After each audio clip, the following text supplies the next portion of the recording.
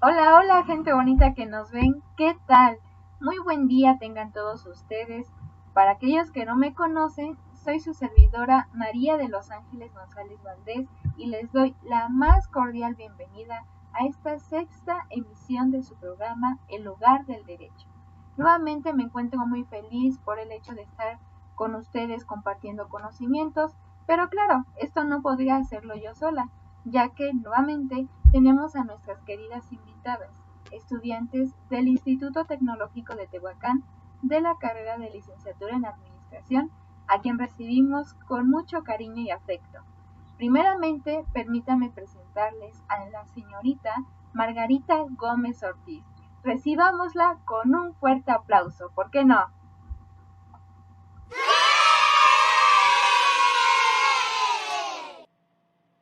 Muchas gracias, Ángeles, por invitarme a tu programa y espero aportar un poco en este episodio. Mis agradecimientos para ti, amiga. Muchísimas gracias por asistir nuevamente y para mí es un gusto tenerte en cada emisión. No podía faltar nada más y nada menos también que la presencia de la señorita Alicia García Hernández, a quien también recibimos con mucho cariño y por supuesto, ¿por qué no? Muchos aplausos. Hola Ángeles, muy bien, gracias por preguntar. Te agradezco la invitación a un programa más para seguir compartiendo conocimientos. Me alegro mucho que estés con nosotras, Alicia. En verdad, gracias por tu asistencia en cada programa. También contamos con la presencia de la señorita Daniela Yasmín García García, a quien recibimos entrañablemente y con fuertes aplausos, por favor. Es un placer estar aquí de nuevo con ustedes, impartiendo temas de suma importancia. Muchas gracias, Yasmín, por tu disponibilidad en cada programa. Me agrada contar con tu presencia de nuevo. Y para cerrar con broche de oro, tenemos también la presencia de nuestra señorita Nayeli García García, a quien recibimos con mucho afecto y cariño. Y por qué no, muchísimos aplausos.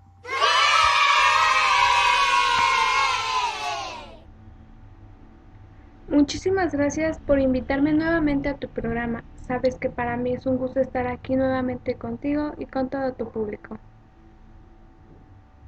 Te agradezco grandemente, Naye. El contar con tu compañía es un magnífico privilegio para todas nosotras.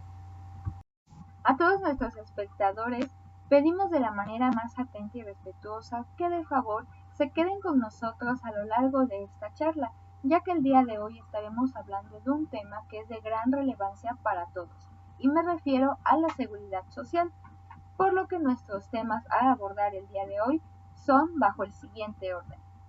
Número 1. Conceptos básicos de seguridad social. 2. Regulación legal de la seguridad social. 3. Estructura del IMSS. 4. Comisiones de seguridad e higiene y su funcionamiento ante el IMSS. 5. Obligaciones patronales. 6. Aviso de inscripción patronal. 7. Aviso de inscripción, modificación del salario y baja del trabajador. 8. Derechos y obligaciones del IMSS. 9. Régimen obligatorio y prestaciones. 10. Régimen voluntario y prestaciones. 11. Generalidades de la ley del Infonavit. 12. Seguros de salud para la familia. 13. Seguros adicionales. Y finalmente, número 14. Otros seguros. Así que pónganse cómodos y sin más demora, empezamos ya. Dando inicio a nuestra secuencia de programación, el primer tema que nos corresponde hablar es conceptos básicos de seguridad social. Entendamos primeramente qué es la seguridad social. Quizás muchos de ustedes pues ya lo saben, otros lo desconocen, pero de todas maneras lo vamos a decir en este instante. Si bien la seguridad social es la protección que una sociedad proporciona a los individuos y los hogares para asegurar el acceso a la asistencia médica y garantizar la seguridad de ingreso, en particular en caso de vejez, desempleo, enfermedad, invalidez, accidente de trabajo, que fue lo que vimos anteriormente en el podcast número 5, la pérdida o que en este caso es la muerte de quien sostenía la familia. Dicho de otra manera, la seguridad social busca garantizar una mejor calidad de vida de los trabajadores. A través de la seguridad social, el Estado busca asegurar el derecho a la salud, dar una mejor calidad de vida al trabajador durante y después de trabajar y otorgar los servicios necesarios para que esto pueda ser llevado a cabo. Y Ángeles, otra cosa que debemos mencionar, complementando lo que anteriormente mencionaste, es que de acuerdo al artículo 4 de esta misma ley, nos dice que el seguro social es el instrumento básico de la seguridad social que establece como un servicio público de carácter nacional. Ley del Seguro Social 2020, artículo 4. Hoy en día las personas tienen el derecho a la seguridad social, la satisfacción de los derechos económicos, sociales y culturales. Es indispensable a su dignidad. El derecho a la seguridad social protege a los miembros más vulnerables de la sociedad, asegurando los bienes y servicios necesarios para vivir dignamente. Este concepto en México tiene como la finalidad de garantizar el derecho a la salud, la asistencia médica, la protección de los médicos, a la subsistencia y los servicios sociales necesarios para el bienestar individual y colectivo, así como el otorgamiento de una pensión que en su caso y previo cumplimiento los requisitos legales que son garantizados por el Estado. Muchas gracias, Margarita, por mencionarlo. Ahora, los conceptos más básicos de la seguridad social definen los roles dentro de la relación laboral, así como la justificación de la seguridad social. Y estos conceptos son patrón, trabajador, cuotas, obrero patronal, salario, régimen voluntario y obligatorio. Primeramente, empezamos por el patrón. ¿Qué nos puedes decir al respecto, Alicia? Este concepto ya lo habíamos manejado en podcasts anteriores, pero no estaría de más volverlo a recordar. Si bien el patrón es la persona que paga un sueldo o salario a otro a cambio de un servicio o un trabajo, ya sea físico o mental. También se le conoce como sujeto obligado, por ser la persona que debe realizar las cuotas obrero-patronales. Además de ello, el patrón provee instalaciones, materiales, instrumentos y los insumos para que las personas quienes están a su cargo puedan realizar su trabajo. Número 2, ¿a quién tenemos, Yasmín? Nos encontramos con el número 2, trabajador, persona que presta sus servicios a otra a cambio de una remuneración económica que le permite llevar una buena calidad de vida. Zúñiga, 2015. El trabajador puede ser eventual cuando su relación de trabajo es por tiempo u obra determinada, y es permanente cuando la relación de trabajo es por tiempo indefinido. Siguiente, Nayeli, por favor, si nos puedes hacer mención. Como número 3 están las cuotas obrero-patronales, que son las aportaciones obligatorias que el patrón debe realizar para garantizar la seguridad social del trabajador. También para definir el monto exacto de estas cuotas es necesario tomar en consideración varios requisitos, entre las que están las obligaciones establecidas en la Ley de Seguridad Social, las características de relación de trabajo y del trabajador y aspectos fiscales. Como patrón debes tomar en cuenta que estás obligado a inscribirte ante el IMSS y realizar tu alta patronal, así como dar de alta a tus trabajadores que están a tu servicio en este instituto. lo que genera el derecho a los empleados a percibir las prestaciones en dinero y en especie de cada ramo del seguro comprendido en el régimen obligatorio de la Ley del Seguro Social.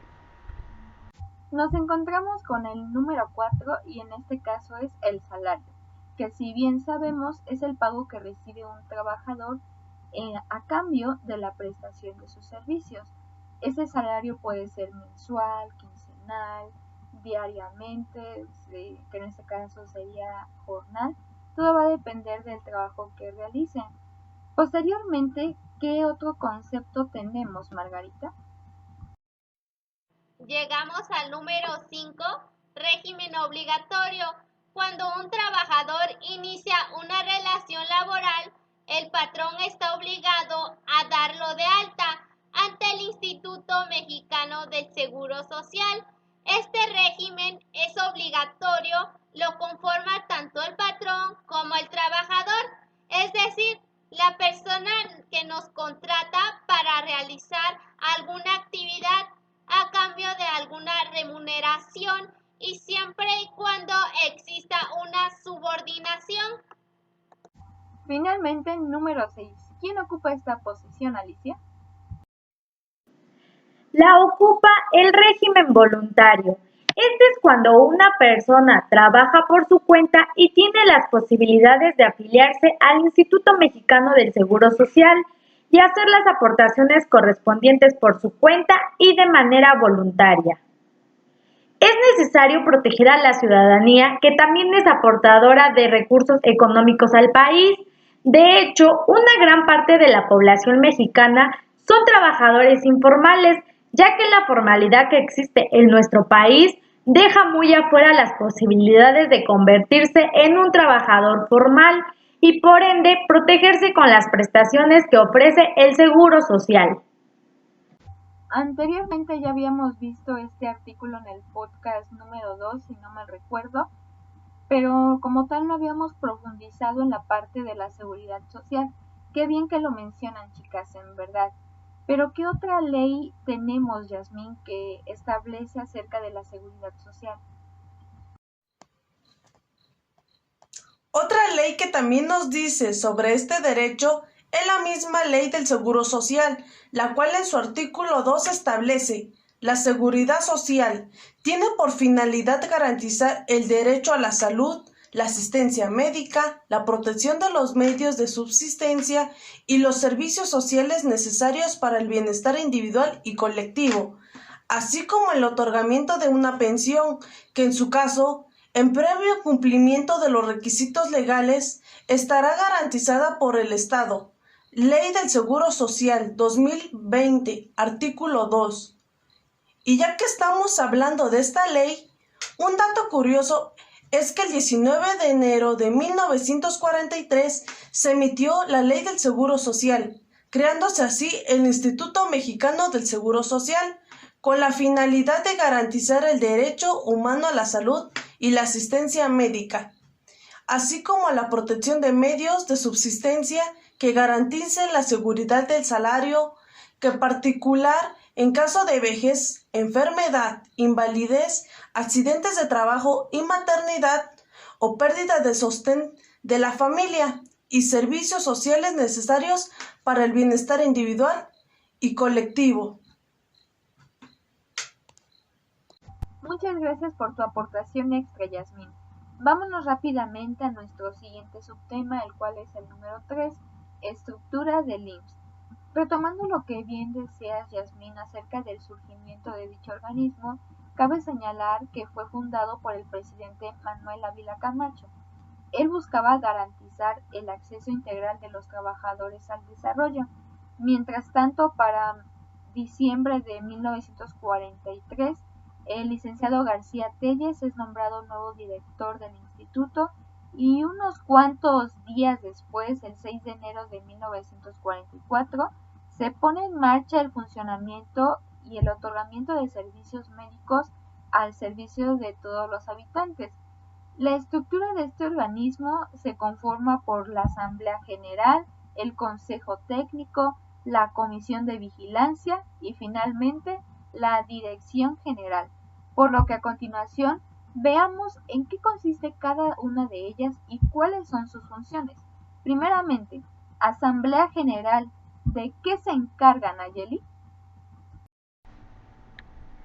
La Asamblea General determina el estado de ingresos y gastos, además de revisar la suficiencia de recursos. Será presidida por el Director General del IMSS, quien discute para su aprobación o modificación el estado de ingresos y gastos, el balance contable, el informe de actividades, el programa de actividades y el presupuesto de ingresos y egresos para el año siguiente, así como el informe de la Comisión de Vigilancia. Siguiente, Consejo Técnico. ¿Qué nos puedes decir al respecto, Margarita? Es el Consejo Técnico, es el representante del instituto ante la ley. Se conforma por el director general y miembros que pertenecen a diferentes secretarias como Haciendas, Crédito Público, Salud, Trabajo y Previsión Social. Su función principal es de promover el equilibrio financiero, siendo más específicos entre sus funciones son decidir sobre las inversiones de las reservas y demás recursos del instituto, vigilar y promover el equilibrio financiero de todos los ramos aseguramiento, discutir y aprobar el proyecto de ingresos y egresos del instituto, autorizar la celebración de convenios para el pago de cuotas, conceder y rechazar o modificar las pensiones y aprobar la celebración de convenios de la incorporación voluntaria, su régimen obligatorio del Seguro Social. Ahora tenemos Comisión de Vigilancia. ¿De qué se encarga, Alicia? Su función es vigilar que las inversiones se realicen para el propósito al que fueron destinadas. Además, sugiere ahorros para el retiro y con ello responde a la demanda de servicios y a las necesidades de la población, dentro del marco oportunidad y transparencia. Finalmente, Dirección General. Yasmín, dinos por favor de qué se encarga y cuál es su función. Claro que sí, Dirección General. Es el encargado de ejecutar todos los acuerdos establecidos por la Asamblea General y el Consejo Técnico. Anualmente se encarga de presentar informes de actividades, programas de labores, presupuestos de ingresos y egresos, balances contables, informes financieros y actuariales. El director general encabeza la Conferencia Interamericana de Seguridad Social, que es un organismo internacional que agrupa las instituciones de seguridad social del continente americano. Actualmente, el maestro Zoe Alejandro Robledo Aburto es quien ocupa este cargo. A continuación, es momento de hablar de nuestro subtema número 4, el cual es Comisiones de Seguridad e Higiene y su funcionamiento ante el IMSS. Cabe recalcar que en cada empresa o establecimiento se deben de organizar comisiones de seguridad e higiene que se juzguen necesarias, compuestas por igual número de representantes de trabajadores o del patrón, para investigar las causas de los accidentes y enfermedades, proponer medidas también de vigilancia y preventivas que se cumplan. Esto de acuerdo a nuestra Ley del Trabajo en su artículo 509.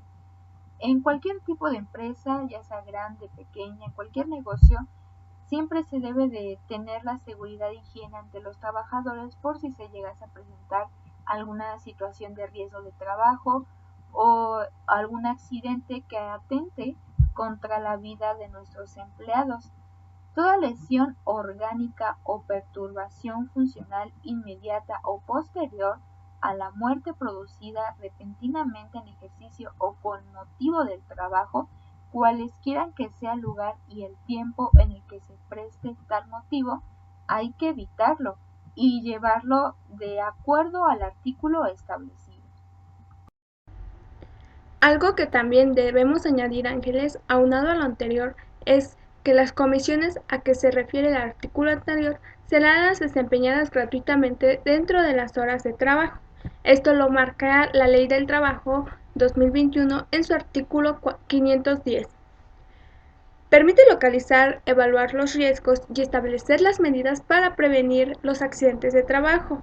La seguridad del trabajo es responsabilidad compartida tanto de las autoridades como de los empleados y trabajadores. Engloba el conjunto de técnicas y procedimientos que tienen por objeto eliminar y disminuir el riesgo de que se produzcan los accidentes de trabajo. Por ello, en este apartado se recogen todos aquellos factores de riesgo relacionados con la seguridad y el trabajo que pueden ocasionar daños a los trabajadores en forma de accidente de trabajo. Mientras tanto, Margarita, ¿cuáles son los deberes y atribuciones de los inspectores de trabajo? De acuerdo al artículo 511 de la Ley Federal del Trabajo, estipula que los inspectores del trabajo tienen las atribuciones y deberes especiales siguientes. 1. Vigilar el cumplimiento de las normas legales y reglamentarias sobre la previsión de los riesgos de trabajo y seguridad de la vida y salud de los trabajadores. 2. Hacer constar en acta especiales las violaciones que descubran. Y 3. Colaborar con los trabajadores y el patrón en la difusión de las normas sobre la previsión de los riesgos e higiene. Ley Federal del Trabajo 2021, artículo 511. Se considera un servicio público en la medida que los derechos laborales se encuentren protegidos por la Constitución. El Estado tiene el deber de protegerlos.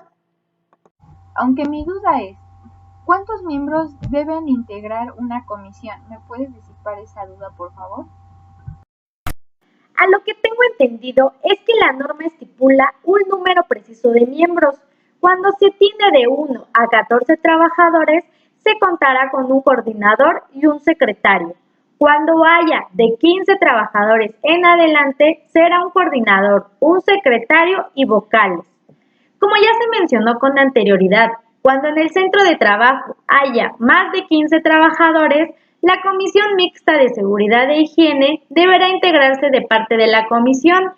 Es fundamental contemplar esta norma, que se especifica de cuántos miembros tiene que pertenecer a una comisión, ya que sin ella sería un caos que los integrantes lleguen a conformarse.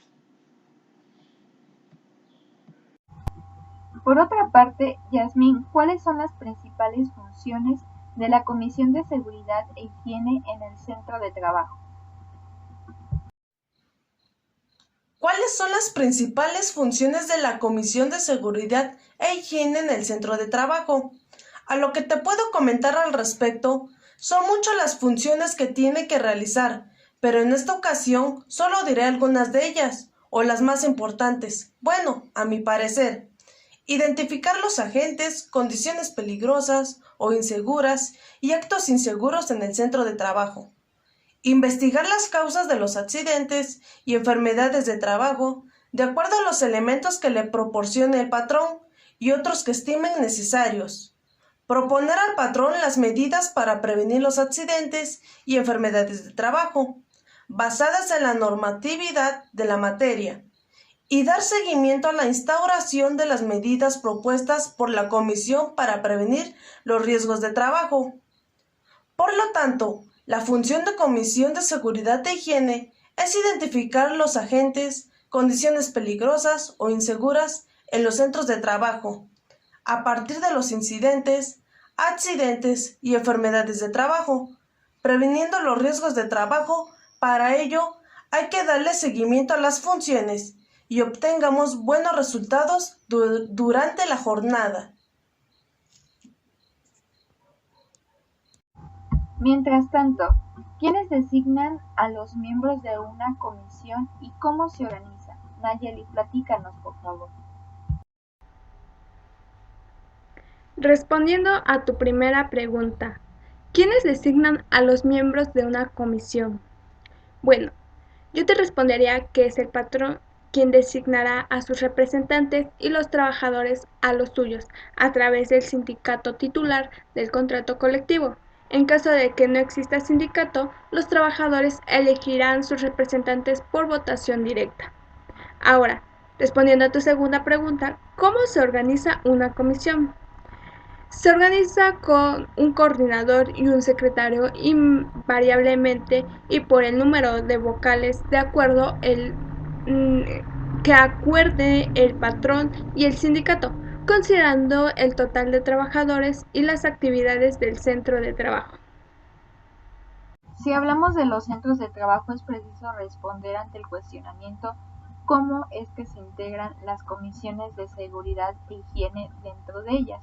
Si bien estas comisiones son integradas por el trabajador, el patrón o su representante, debe existir un coordinador, un secretario, un vocal y también el sindicato.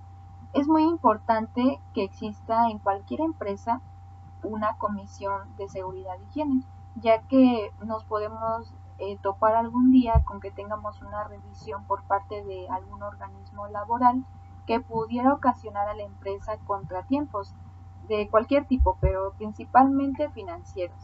Además, la empresa, también hay que señalarlo, puede organizar otras comisiones para consolidar las acciones desarrolladas por las comisiones de seguridad e higiene pertenecientes al mismo o a distintos centros de trabajo y que contribuyan al cumplimiento de la norma. Ya que tocas ese punto, otra pregunta que puede surgir en relación a ello es los centros de trabajo podrán construir otras comisiones de seguridad e higiene, pero deberán considerar lo siguiente: el número de turnos de centro de trabajo, el número de trabajadores que integran cada turno, los agentes y condiciones peligrosas en las áreas que integra el centro de trabajo, y también las empresas contratistas que desarrollen labores relacionadas con la actividad principal del centro de trabajo dentro de las instalaciones. Pero, ¿de qué manera se formaliza la constitución de la Comisión de Seguridad e Higiene, Alicia?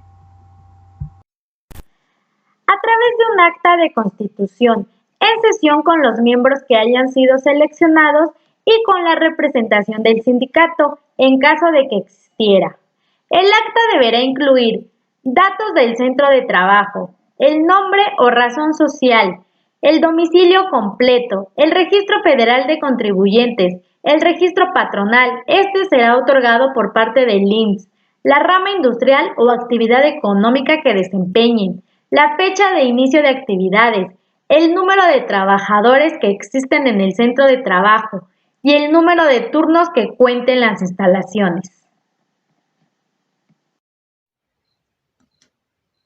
Agregando lo que menciona Alicia, esta también debe contener los datos de la comisión, las cuales son la fecha de integración de la Comisión de Seguridad e Higiene, día, mes y año, el nombre y firma del patrón o de su representante y del representante de los trabajadores, en el caso de los centros de trabajo con menos de 15 trabajadores, o el nombre y firma del coordinador, secretario y vocales, en el caso de centros de trabajo con 15 o más trabajadores. Esto tiene como objetivo establecer los requerimientos para la constitución, integración y organización y funcionamiento de las comisiones de seguridad e higiene, es decir, mientras que se hayan escogido y con la representación del sindicato, si lo hubiera.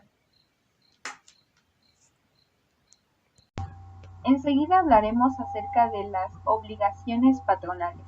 Es nuestro subtema número 5. Nayeli, ¿nos podrías decir cuáles son esas obligaciones que el patrón tiene ante el IMSS, por favor? Acorde a la Ley del Trabajo y la Ley del Seguro Social, los patrones tienen las siguientes obligaciones. 1. Afiliar a sus empleados al Instituto Mexicano del Seguro Social, IMSS, con un salario real, así como realizar las aportaciones obligatorias al Infonavit. Contar con la documentación correspondiente que formalice la relación de trabajo, Estas pueden ser contratos individuales de trabajo, listas de asistencias, recibos de pago de salarios, vacaciones, aguinaldos, utilidades, fondos de ahorro, entre otros. 3. Celebrar un contrato colectivo de trabajo con el sindicato que represente los intereses de la mayoría de los trabajadores. Es sumamente importante cumplir con dichas disposiciones legales, ya que son obligatorias que llegan a proteger a la empresa al afiliar a sus trabajadores al IMSS y cubrir las cuotas patronales de manera correcta. En caso de que exista algún accidente de trabajo, incapacidad o enfermedad de trabajo, en caso de no hacer el pago de cuotas de manera correcta, la empresa tendrá que responder con dicho servicio médico, pago de incapacidades o diferencias salariales en las mismas. En caso de que no se haya afiliado al IMSS con un salario inferior al que realmente percibió, tendría que pagar capitales constitutivas y multas a dicho instituto por incumplir con las leyes del Seguro Social. ¿Con qué otras obligaciones nos encontramos, Margarita? Algo muy importante es de registrar e inscribir a sus trabajadores en el instituto, comunicar las altas y bajas, las modificaciones de su salario y los demás datos dentro de los plazos de no mayores a 5 días hábiles. Llevar el registro tales como nómina y listas de raya, el número de días trabajados y los salarios percibidos de sus trabajadores. Se evita entrar en conflicto con la autoridad.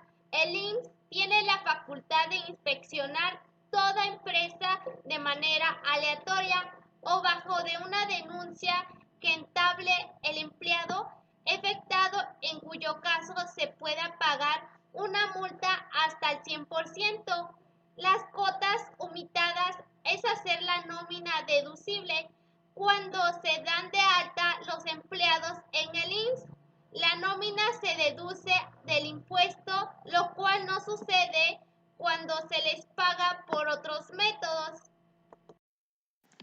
Ya que estamos hablando de este punto, otras obligaciones que yo te puedo añadir son: la tercera nos dice que determinará las cuotas obrero-patronales a su cargo y hará notificaciones del importe al instituto. La cuarta nos dice que proporcionará al instituto los elementos necesarios para precisar la existencia, la naturaleza, cuantía de las obligaciones. Y la quinta nos dice que permitirá las inspecciones y visitas domiciliarias que practique el instituto. Algo que puede ayudar mucho a los empresarios a estar en orden legal es la productividad. Si tenemos empleados productivos, podemos contratar a una sola persona que haga bien el trabajo y darle las prestaciones de ley. Exceder la relación tales como nóminas, lista de raya, en las que permitiremos constantemente el número de días trabajados y los salarios ingresados por sus empleados, además de otros antecedentes que exija la presente ley.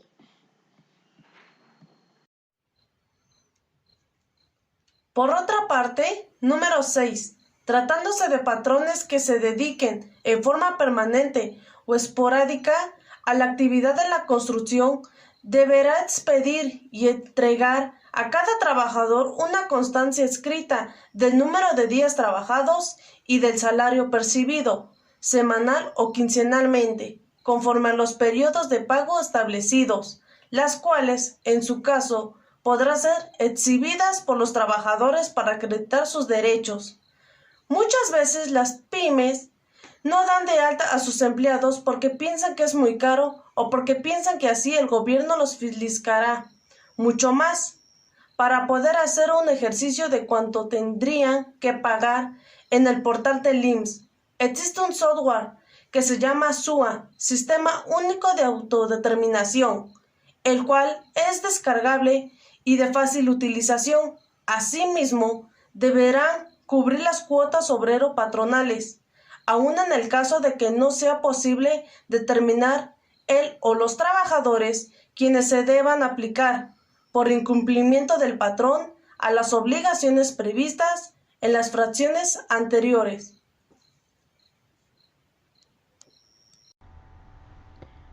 Además, debemos decir que en la fracción 8 nos dice que debemos cumplir con las disposiciones de la ley y sus reglamentos. En la fracción 9 nos dice que debemos expedir y entregar, tratándose de trabajadores eventuales de la ciudad o del campo, constancia de los días laborados de acuerdo a lo que establecen los reglamentos respectivos. Si un trabajador o trabajadores externos prestan servicios dentro de las instalaciones del beneficio, como pueden ser actividades diferentes a la seguridad, construcción, logística, etc., y dichos trabajadores no cuentan con inscritos no se encuentran inscritos en el IMSS, sufren un accidente o enfermedad de trabajo, efectivamente que las fracciones 1, 2, 3 y 4 no son aplicables en los casos de construcción, ampliación o reparación de inmuebles. Cuando los trabajadores se realicen en forma personal por el propietario o bien obras realizadas por cooperación comunitaria, debiéndose comprobar el hecho en los términos del reglamento respectivo. De igual forma, la información a que se refiere la fracción 1, 2, 3 y 4 deberán proporcionarse al instituto en documento impreso o en medios magnéticos, digitales, electrónicos, ópticos, magneto-ópticos o de cualquier otra naturaleza, conforme a las disposiciones de la ley y sus reglamentos. Siguiente subtema a tratar es el número 6, el cual se denomina aviso de inscripción patronal. ¿A qué se refiere el aviso de inscripción patronal? Bueno, este es el trámite mediante el cual el patrón obtiene un número de registro para cumplir con la obligación de otorgar seguridad social a sus trabajadores a partir de que éste inicia una relación laboral con su trabajador en donde se configura la subordinación y el pago de un salario personal. El trámite es gratuito, tienen dos opciones para cumplirlo, una es hacer una prealta patronal iniciada por internet o acudir directamente a la subdelegación correspondiente al domicilio fiscal de tu empresa. El trámite lo puede realizar el patrón o su representante legal debidamente acreditado. También se debe de registrar en ese momento al menos a un trabajador. Este registro identifica individualmente a cada patrón y permite comprobar el cumplimiento de sus obligaciones ante la seguridad social de sus empleados. Es el proceso a través del cual una persona natural o persona jurídica legal registra ante el ente gubernamental correspondiente. Es la diligencia por medio del cual el patrón percibe un número de lista para llegar a la finalidad del deber de conceder la seguridad social a sus empleados a partir de donde inicia la relación laboral con sus trabajadores. Y en el caso de las personas físicas o morales, ¿cuáles son los datos a seguir, Margarita? ¿Nos podrías decir, por favor? Si eres persona física o moral, los datos que deberán registrar son clase, fracción, descripción del giro, prima de riesgos, datos del domicilio fiscal, otros datos como el alta del domicilio, de la notificación y el alta de los socios, nombre o razón social, apellido paterno, apellido materno, RFC, CUR, fecha de nacimiento, actividad de tu negocio. Es importante contemplar los requisitos que se mencionan. Si eres persona física o moral, los datos que deberán registrar de forma que se pueda establecer la razón social por el cual efectuar sus derechos y obligaciones desde el momento en el que se crean, pero de manera limitada, dependiendo de las necesidades que representan. ¿Y cuáles son los deberes del patrón en este caso, Alicia? Entre los que encontramos son 1. Registrarse como patrón e inscribir a sus trabajadores ante el IMSS. 2. Presentar la documentación probatoria en original y copia y los formatos establecidos debidamente requisitados. 3. Realizar los trámites de inscripción patronal en los 5 primeros días hábiles de haber iniciado operaciones. Y 4. Acreditar la personalidad jurídica cuando se ejerza la representación legal para algún trámite. Los patrones están obligados a registrar e inscribir a los integrantes de sus organizaciones en el IMSS, así como comunicar tanto las altas como las bajas, con el fin de que todos los trabajadores de su empresa puedan recibir servicios médicos y las prestaciones sociales correspondientes, cumpliendo con los requisitos establecidos. Ya vimos sus obligaciones del patrón. Ahora, ¿cuáles son sus derechos en este sentido, Yasmín? Derechos del patrón. Solicitar y obtener la información completa y oportuna respecto de los trámites que deba realizar. Recibir del personal del IMSS en todo momento un trato digno y eficiente en todo momento. Estar informado en las obligaciones que contrae al establecer una relación laboral. Conocer antes de iniciar el trámite de la documentación probatoria y los formatos que deba presentar. Es sumamente importante los puntos ya mencionados, ya que sin ello no tendrían el conocimiento para llevarlo a cabo y obtener con mayor eficacia los resultados, ejerciendo sus obligaciones del patrón. Dando seguimiento de manera cronológica a nuestra programación, ahora nos corresponde hablar del tema número 7, el cual es aviso de inscripción, modificación del salario y baja del trabajador, iniciando primeramente por la parte de aviso de inscripción. ¿Qué entendemos por el aviso de inscripción? Bueno, para ello nos vamos a basar en el reglamento de la Ley del Seguro Social en su artículo 45, el cual nos enuncia lo siguiente. Los patrones deberán inscribir a sus trabajadores ante el instituto en los términos que señala la ley. Asimismo, podrán hacerlo el día hábil anterior al inicio de la relación laboral. En este caso, el reconocimiento de derechos o semanas para determinar el otorgamiento de las prestaciones en dinero y en especie se contabilizará a partir de la fecha que como inicio de la relación laboral se señale en el aviso respectivo. Los patrones comunicarán al instituto los salarios de sus trabajadores sin exceder los límites establecidos en el artículo 28 de la ley. Entonces, es importante que una vez que inicia la relación laboral, el patrón tiene que dar de alta a sus empleados. Yo platiqué, por ejemplo, con una señora, la señora muy amable, se llama Adriana, me contaba que ella buscaba un empleo con seguridad social porque ella quería asegurar a su mamá para que continuara con un tratamiento y el empleo en el que ella encontró le comentaron que después de los 3 meses la iban a dar de alta en el seguro. Imagínense, 3 meses, ¿quién no te garantiza que en esos 3 meses ocurra un imprevisto que ponga en riesgo la vida del empleado y por no tenerlo asegurado, pues surjan ciertas sanciones al patrón que resulta ser mucho peor después? Porque no podemos, o sea, nos pudimos haber evitado esos problemas ante el IMSS, pero lo dejamos para después. O sea, hay que hacer las cosas en el momento que se indique, no dejarlo para después, porque a veces resulta mucho peor. Y pues esta señora ya no pudo seguir con el tratamiento de su mamá porque no la dieron luego de alta en el seguro. Imagínense el riesgo que corría ella en ese trabajo. Pero tengo la duda de cómo es que el instituto verifica la inscripción. ¿Me puedes disipar esa duda, Margarita, por favor?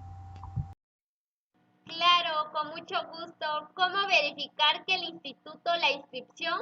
El instituto, al recibir el aviso de la inscripción de un trabajador, verificará el aviso correspondiente que contenga la clave única del registro de la población del trabajador. El patrón deberá solicitar al trabajador su clave única de registro de la población la omisión en la presentación de este documento, no examine al patrón de la obligación de inscribirlo ante el instituto. En el caso de los sujetos obligados, se aplicará en lo dispuesto en el artículo Reglamento de la Ley del Seguro Social 2005, artículo 47. Una vez que el patrón dé de alta al trabajador, el trabajador tiene que ir a la afiliación con su CURP para que sea dado de alta en el sistema y pueda recibir los beneficios. Te agradezco, Margarita. Pero en sí, ¿qué se le entrega al beneficiario o derechohabiente, Alicia? El instituto le entregará al derechohabiente un documento de identificación. Dicho documento deberá contener al menos los datos siguientes: nombre completo del derechohabiente. 2. Clave única de registro de población. 3. Firma o huella digital del derechohabiente. Y 4. Las condiciones del derechohabiente. Cuando el trabajador hace el proceso de su alta, ya sea en su clínica u hospital, donde realice el trámite, se le hará entrega de un carnet con sus datos personales y la información de acuerdo a su médico y consultorio asignado. Abordando la parte de las modificaciones, ¿con qué nos encontramos, Yasmín? Modificaciones de los salarios de los trabajadores. Es importante responder ante el cuestionamiento: ¿cuáles son las modificaciones de trabajo? Si bien las modificaciones al salario de los trabajadores, a que se refiere el artículo 34 de la ley, tratándose de salario fijo, surtirán efectos a partir de la fecha en que entre en vigor el cambio del salario. Para el caso de los salarios variables, de la parte variable del salario mixto y los derivados de revisiones contractuales que afecten los salarios anteriores, se considera como fecha de origen del cambio de salario el primer día del mes calendario siguiente al bimestre que sirvió de base para establecer dicha modificación. Reglamento de Ley del Seguro Social 2005, artículo 53. El patrón o la empresa tiene como obligación notificar al instituto en caso de no aplicar alguna modificación al salario del trabajador, ya que nos sirve para saber la cotización del trabajador. Pero, ¿cómo aplicarían la modificación, Nayeli? ¿Cómo aplicaría la modificación? El instituto aplicaría el oficio de las modificaciones originadas por el cambio de los salarios mínimos generales, adicionando los porcentajes mínimos establecidos de la Ley Federal del Trabajo, correspondientes a la prima vacacional y aguinaldo, para aquellos trabajadores que no perciban las prestaciones mínimas y también tengan un año o menos de antigüedad al servicio del patrón que tienen inscritos. Los patrones deberán presentar sus avisos a través de los medios autorizados por el instituto en aquellos casos en los que los porcentajes correspondientes a los conceptos de la prima vacacional y aguinaldos sean superiores a las mínimas antes señalados, cuenten con más de un año de antigüedad al servicio del patrón que lo tenga inscrito, o cuando el trabajador reciba otras prestaciones que integren el salario base de cotización en los términos de la ley. Esto en el reglamento de la Ley del Seguro Social en 2005 en su artículo 55. Las principales modificaciones de los que se tienen que notificar es si hay un aumento de salario, alguna modificación en el salario, óptima vacaciones. El patrón tiene que representar los oficios requeridos con la información autorizada. Pero, ¿qué pasa en caso de que se llegase a presentar una huelga? ¿Cómo se aplica esto? Para ello nos basaremos en el artículo 56 del Reglamento de la Ley del Seguro Social, el cual nos enuncia: de existir convenio sancionado por la Junta de Conciliación y Arbitraje durante el procedimiento de huelga, El patrón, en el término de 30 días naturales contando a partir del día siguiente de la ratificación del convenio ante dicha Junta, comunicará al Instituto los ajustes salariales de los trabajadores en los términos pactados.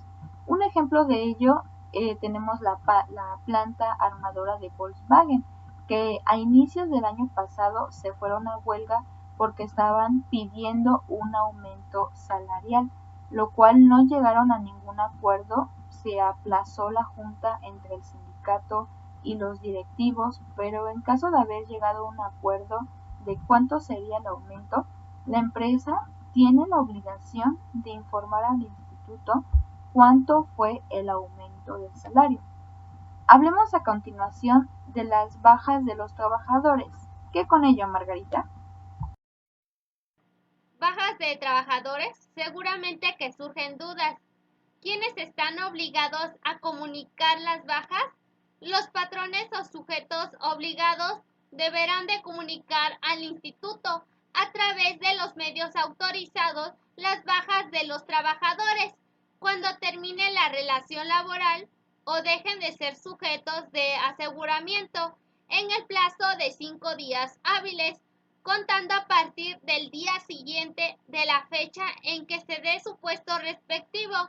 Una vez que termine la relación laboral, la empresa, el patrón o encargado tiene la obligación de notificar por medio de oficios autorizados la baja del trabajador. Una vez que el instituto recibe la notificación, surtirá el efecto de la baja de manera inmediata.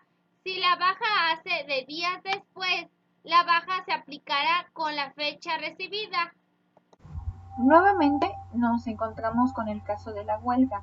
¿Cómo se puede aplicar ante esta situación, Alicia?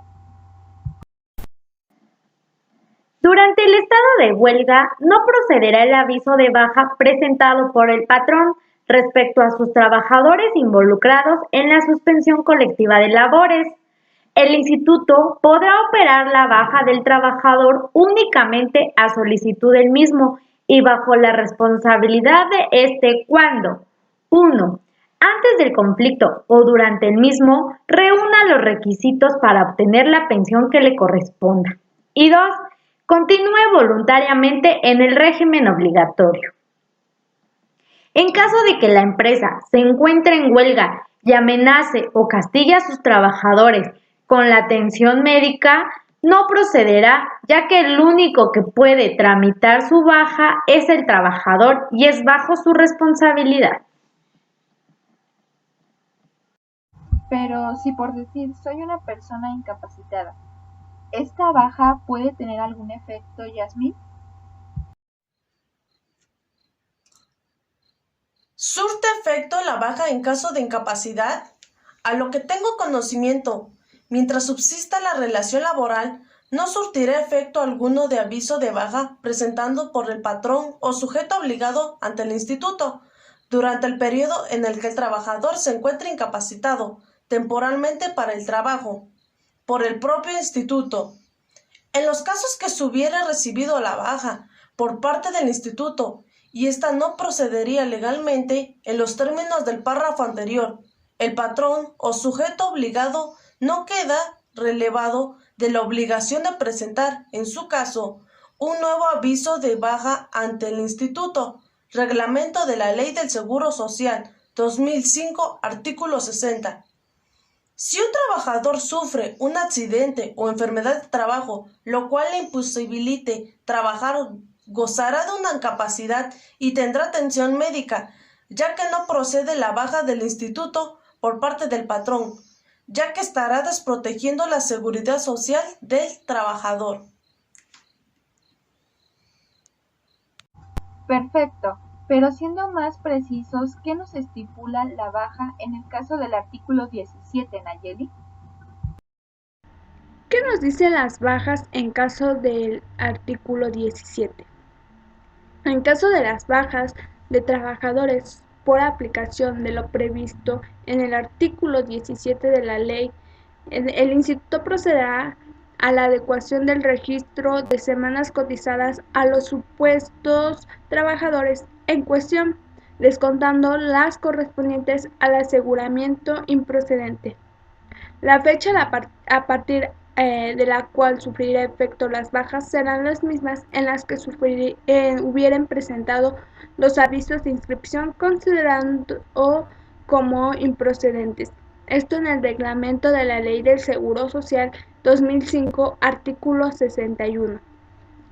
Es importante que el patrón cumpla en tiempo y forma con las obligaciones que tiene con el instituto, ya que así como es importante notificar las altas, también las bajas son importantes, y el instituto procederá a la adecuación del registro de semanas cotizadas a los supuestos trabajadores en cuestión, también descontando las correspondientes. Nos corresponde como siguiente subtema el número 8, derechos y obligaciones del IMSS. Para ello, es necesario tomar en consideración el artículo 251 de la Ley del Seguro Social, donde señala: el Instituto Mexicano del Seguro Social tiene las facultades y atribuciones siguientes. 1.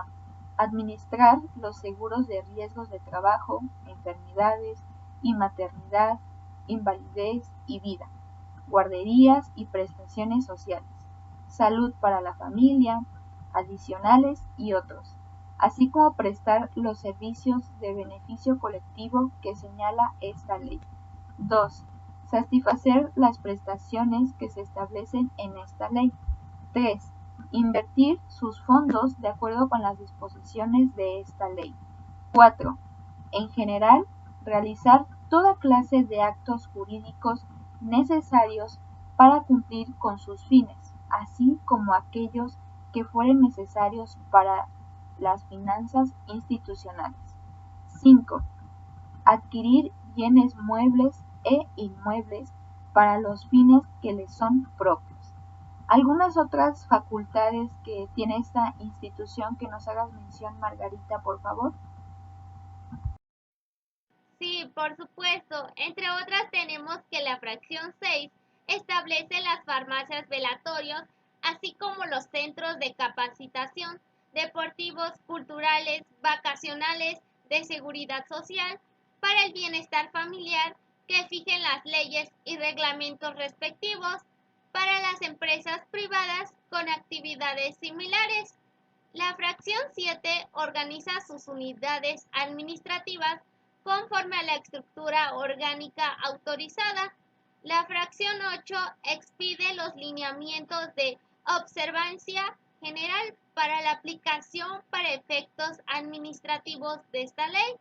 La fracción 9 difunde los conocimientos y práctica de la previsión y seguridad social.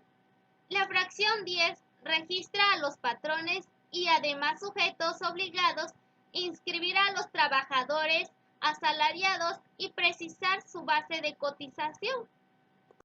¿Algunas más que nos digas, Alicia? Sí, claro, entre ellas está. El punto 11 nos dice: dar de baja del régimen obligatorio a los patrones, sujetos obligados y asegurados, verificada por el instituto la desaparición o inexistencia del supuesto hecho que dio origen al aseguramiento.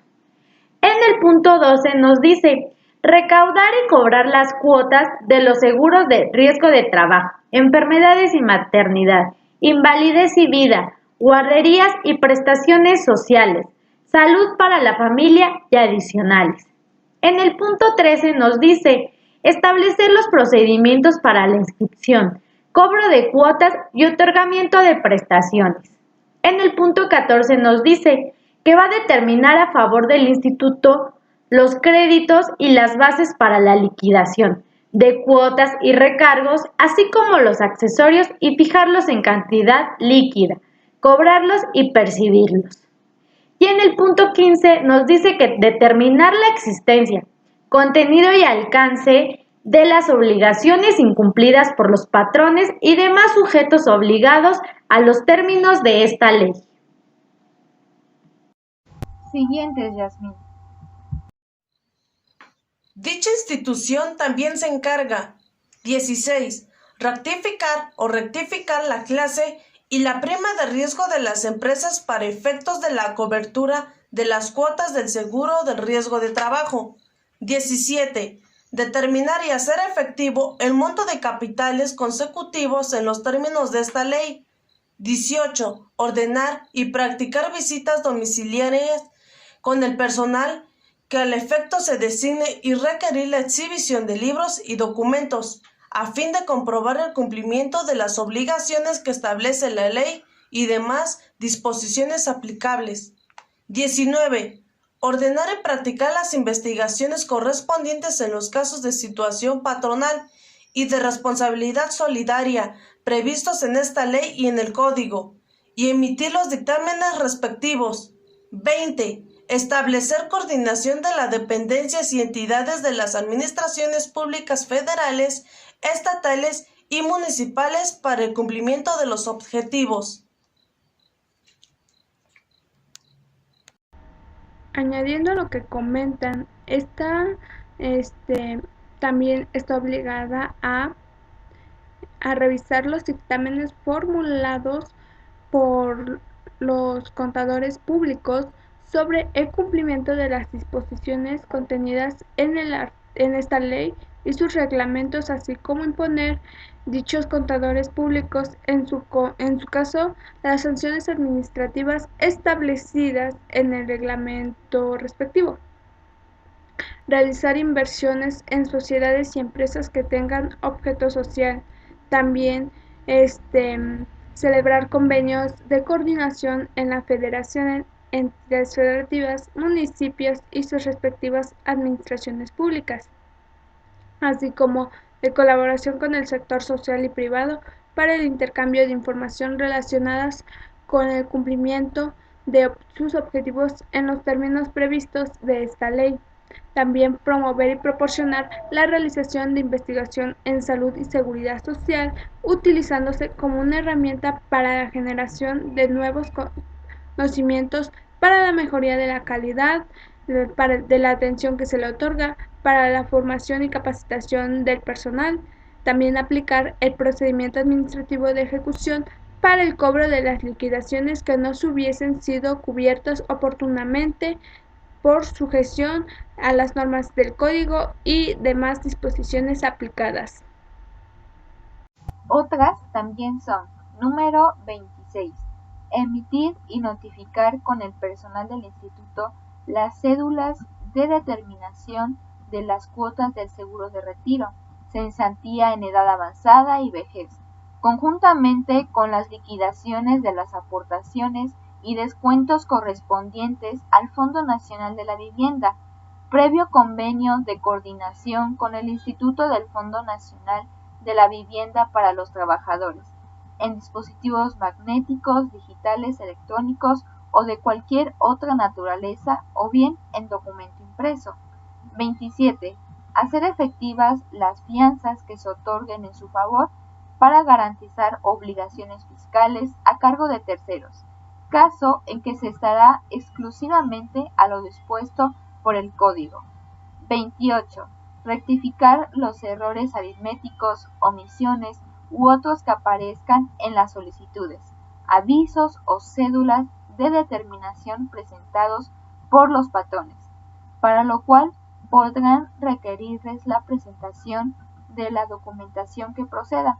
Asimismo, el instituto podrá requerir a los patrones, responsables solidarios o terceros con ellos relacionados. 29. Autorizar el registro a los contadores públicos para dictaminar el cumplimiento de las disposiciones contenidas en esta ley y comprobar que cumplan con los requisitos exigidos al efecto en el reglamento respectivo. Y 30. Aprobar las normas y bases para cancelar adeudos a cargo de terceros y a favor del instituto, cuando fuere notoria la imposibilidad práctica de su cobro o la incosteabilidad del mismo. La cancelación de estos créditos no libera al deudor de su obligación de pago. ¿Cuáles son las siguientes? En la fracción 31, celebrar convenios con entidades o instituciones extranjeras para la asistencia técnica e intercambios de información relacionadas con el cumplimiento de sus objetivos. En la fracción 32 es celebrar convenios de cooperación e intercambios en materia de medicina preventiva, atención médica, manejo y atención hospitalaria y rehabilitación de cualquier nivel con otras instituciones de seguridad social o de salud de los seguros públicos federal, estatal o municipal o de sector social. En la fracción 33 es de celebrar convenios de reconocimientos de adeudos y facilidades de pago relativos o cuotas obreros patronales, capitales constitutivos, actualización, recargos y multas. En la fracción 34 es de tramitar, en su caso de resolver recursos de inconformidad que se refieren el artículo 294 de esta misma ley, así como los recursos previstos en el Código respecto a los procedimientos administrativos de ejecución. En la fracción 35 declara las prescripciones de la obligación patronal de enterar las cuotas obreros patronales y los capitales constitutivos cuando lo soliciten los patrones y demás sujetos obligados en los términos de este código. También nos dice en el punto 36 que prestará servicios a quienes no sean sus derechohabientes a título oneroso, a efecto de utilizar de manera eficiente su capacidad instalada, siempre que ello no represente menoscabo en la calidad y calidez del servicio que debe prestar a sus derechohabientes. En el punto 37 nos dice, las demás que le otorguen a esta ley, sus reglamentos y cualquier otra disposición aplicable. También dice que las autoridades federales y locales deberán prestar el auxilio que el instituto solicite para el mejor cumplimiento de sus funciones. El instituto tendrá acceso a toda clase de material estadístico, censal y fiscal y en general a obtener de las oficinas públicas cualquier dato o informe que se considere necesario. Hablemos ahora sobre el patrimonio de dicho instituto. Yasmín, ¿qué nos platicas en relación a ello? Constituyen el patrimonio del instituto: 1. Los bienes muebles e inmuebles de cualquier naturaleza, con excepción de aquellos provenientes de adjudicación o dación en pago por adeudo de cuotas obrero-patronales, capitales, consecutivos y accesorios, así como cualquier otro que se afecte expresamente a las reservas que el instituto deba constituir en términos de esta ley. 2. Los derechos de propiedad y posesión de bienes muebles e inmuebles, cualquiera que sea su naturaleza jurídica, que por justo título obren en poder del instituto. 3. Los derechos de cualquier naturaleza que el instituto obtenga o pueda obtener.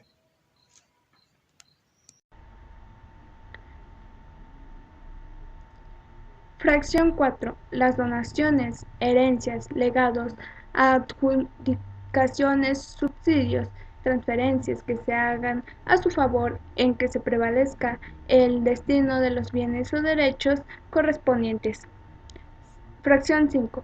Los intereses, dividendos, realización de activos, alquileres, rentas, rendimientos, utilidades, frutos y productos que de cualquier clase que generen los bienes y derechos afectos a su patrimonio. Y fracción 6. Cualquier otro ingreso que se señale las leyes y reglamentos, todos los bienes inmuebles que formen parte del patrimonio del instituto estarán destinados al servicio público del carácter nacional del Seguro Social que se reafirma en el artículo 4 de esta ley. Tendrá el carácter de bienes del dominio público de la Federación. Esto en la Ley del Seguro Social, artículo 252. El Instituto Mexicano de Seguridad Social es una institución que presta servicios a todo afiliado, así como tiene derechos que de recibir lo que es tener ciertos beneficios, tiene como fin cumplir con obligaciones tanto con el patrón como el trabajador, que son los que a quienes se les prestan el servicio. Siguiente subtema número 9, régimen obligatorio y prestaciones. A ver, ¿qué es el régimen obligatorio? El régimen obligatorio del Seguro Social es un sistema de aplicación forzosa de seguridad social que debe brindarse a un individuo y su familia cuando aquel es parte de una relación laboral. Además, también comprende distintos seguros que garantizan la protección. El régimen obligatorio comprende los seguros de, número 1, riesgos de trabajo. Riesgos de trabajo son los accidentes y enfermedades a que están expuestos los trabajadores en ejercicio o con motivo de trabajo, que fue lo que vimos anteriormente. El asegurado que sufra un riesgo de trabajo tiene derecho a las siguientes prestaciones en especie. 1. Asistencia médica, quirúrgica y farmacéutica. 2. Servicio de hospitalización. 3. Aparatos de prótesis y ortopedia. Y 4. Rehabilitación. Esto de acuerdo a la Ley del Seguro Social en su artículo 56. Como dice el artículo 473 de la Ley Federal del Trabajo, riesgos de trabajo son accidentes y enfermedades a que están expuestos los trabajadores en ejercicio del trabajo al régimen obligatorio. No se indica cuáles son los derechos que el trabajador en caso de sufrir un accidente laboral puede tener. ¿Qué otro aspecto toma en cuenta este régimen, Margarita? Enfermedades y maternidad quedan amparados por estos seguros. 1. El asegurado. 2. El pensionado por 4 incisos. A. Incapacidad permanente, total o parcial. B. Invalidez. C. Cesantía en edad avanzada y vejez. Y la D. La viudez, orfandad o ascendencia. Algo que también debemos recalcar, como nos marca en la fracción 3, la esposa del asegurado o a falta de esta, la mujer con la que haya hecho vida marital durante los 5 años anteriores a la enfermedad o con la que haya procreado hijos. Del mismo derecho gozará el esposo de la asegurada. En la fracción 4 nos dice la esposa del pensionado o a falta de esto, la concubina. Del mismo derecho gozará el esposo de la pensionada, si reúne los requisitos de la fracción 3. En la fracción 4 nos dice que los hijos menores de 16 años de los asegurados y los pensionados. Y en el punto 5 nos dice que los hijos del asegurado, cuando no puedan mantenerse por su propio trabajo, ya sea por una enfermedad crónica o una discapacidad física, mental o intelectual, hasta que no desaparezca. También nos dice que en este caso entrarán las personas hasta los 25 años, siempre y cuando se encuentren registrados en el Sistema Nacional de Educación. Aunado a lo anterior, no debemos pasar por alto lo siguiente. 7. Los hijos mayores de 16 años de los pensionados por invalidez, cesantía de edad avanzada y vejez que se encuentran disfrutando de asignaciones familiares, así como lo de los pensionados por incapacidad permanente. 8. El padre o la madre del asegurado que vivan en el hogar de éste tendrán derecho a las prestaciones respectivas si reúnen además los requisitos siguientes. A.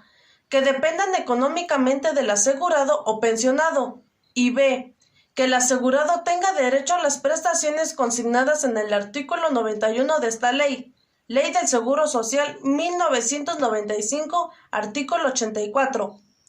En caso de enfermedad de trabajo, el trabajador tiene derecho a hacer uso de los servicios que por ley le corresponden, así como también su familia como esposa, hijos y padres que sean beneficiarios del seguro podrán recibir las prestaciones respectivas.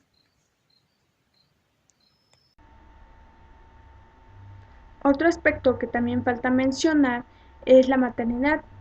El disfrute de las prestaciones de maternidad se iniciarán a partir del día en el que el instituto certifique el embarazo.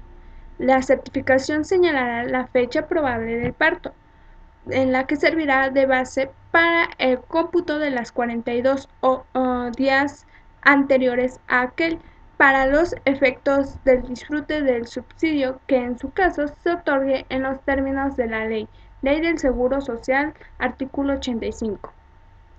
Para tener derecho a las prestaciones consignadas en este capítulo, el asegurado, el pensionado y los beneficiarios deberán sujetarse a las prescripciones y tratamientos médicos indicados por el Instituto. Esto en la Ley del Seguro Social, artículo 86.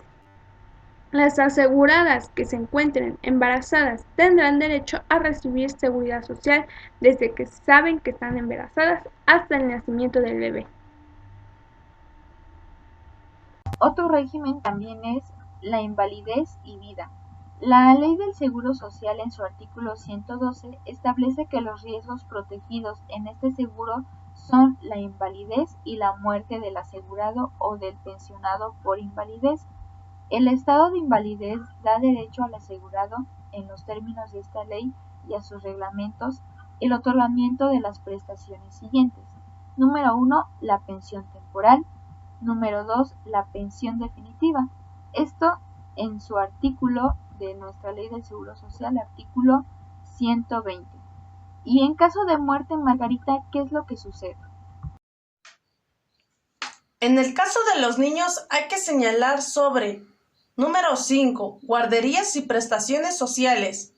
En el artículo 201 de la Ley del Seguro Social estipula que el ramo de las guarderías cubre el riesgo de no poder proporcionar cuidados durante la jornada de trabajo a sus hijos en la primera infancia, de la mujer trabajadora, del trabajador viudo o divorciado, o de aquel que jurídicamente se le hubiera confiado la custodia de sus hijos. Relacionándolo con lo que acaba de decir Yasmín, en el sentido de las prestaciones, estas nos dicen que estas prestaciones deben proporcionarse atendiendo, cuidar y fortalecer la salud del niño y su buen desarrollo futuro, así como la formación de sentimientos de adhesión familiar y social, a la adquisición de conocimientos que promueven la comprensión, el empleo de la razón y la imaginación, y a construir hábitos higiénicos y de sana convivencia y cooperación en el esfuerzo común con propósitos y metas comunes. Todo ello de manera sencilla y acorde a su edad y a la realidad social, y como absoluto respeto a los elementos formativos de estricta incumbencia familiar. Esto en la Ley del Seguro Social, artículo 202. Por otra parte, las prestaciones sociales institucionales tienen como finalidad fomentar la salud, prevenir enfermedades y accidentes, y contribuir a la elevación general de los niveles de vida de la población. Esto de acuerdo a la Ley del Seguro Social en su artículo 209. Además, las prestaciones sociales e institucionales serán promocionadas mediante programas de promoción de salud, educación higiénica, mejoramiento de la calidad de vida. Ley del Seguro Social 1995, artículo 210. El tener un trabajo que nos cotice en el INSS nos va a asegurar como mujeres gozar el uso de las guarderías, ya que cuando la mujer desempeña su trabajo puede estar segura de que su hijo está en un lugar adecuado siendo atendido. Pero, ¿cuáles son los sujetos de aseguramiento del régimen obligatorio, Alicia? Nos dice en la fracción 1 que las personas que, de conformidad con los artículos 20 y 21 de la Ley Federal del Trabajo, presten en forma permanente o eventual a otra de carácter físico-moral un servicio remunerado, personal y subordinado. En la fracción 2 nos dice que los socios de sociedades cooperativas. En la fracción 3 dice que las personas que determine el Ejecutivo Federal a través de los decretos respectivos, bajo los términos y condiciones que señala esta ley y los reglamentos correspondientes. Y punto cuarto, las trabajadoras del hogar. Todo trabajador que inicia o continúa su vida laboral, como lo marca la ley, que uno de los derechos que tiene es gozar de la seguridad social. Hoy en día, hasta las trabajadoras del hogar ya entran en el registro con seguridad médica. En una plática con la señora Sol, ella se dedica a la limpieza del hogar. Ella me comenta que trabaja en un fraccionamiento y limpia casas varias veces a la semana. Ella me comentó que cuando salió el anuncio de que las empleadas del hogar podían darse de alta en el IMSS, todos sus patrones se pusieron de acuerdo para checar sobre su afiliación y cómo se iban a repartir la cuota que les tocaba pagar para que ella tenga atención médica cuando lo necesite. Hoy en día la señora Sol cuenta con su seguro social ya que sus patrones se lo otorgaron. Secuencialmente, compete abordar el subtema número 10, el cual es régimen voluntario y prestaciones. Es necesario proteger a la ciudadanía que también es aportadora de los recursos económicos al país. De hecho, una gran parte de la población mexicana son trabajadores informales, ya que la formalidad que existe en nuestro país deja a muchos afuera de las posibilidades de convertirse en un trabajador formal y por ende protegerse de las prestaciones que proporciona la ley del Seguro Social. Los legisladores deben ser más conscientes de que las familias que más necesitan de protección son las que con menos tienen y dejan en lo mencionado la ley.